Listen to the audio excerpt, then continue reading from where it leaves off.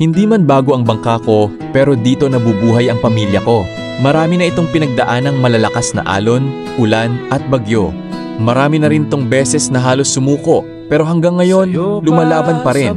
Hindi kailangan ng mamahaling bangka para mangarap. Ang kailangan ay sipag, tiyaga at pananampalataya sa Diyos. Sa bawat paglayag, dala ko ang pag-asa na makauwi ng ligtas at may huling maiuwi sa pamilya.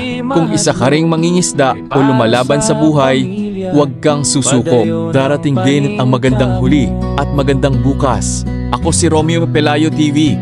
Maraming salamat sa inyong panonood. Kung na-inspire kayo sa aking kwento, paki-like, comment, share at follow para samahan ninyo ako sa bawat paglalayag. God bless po sa ating lahat. Luma na ang bangka natin. Sana makahuli tayo ng marami para makapalit tayo ng makabili tayo ng mga plywood at saka pako, saka epoxy marine, mga pintura.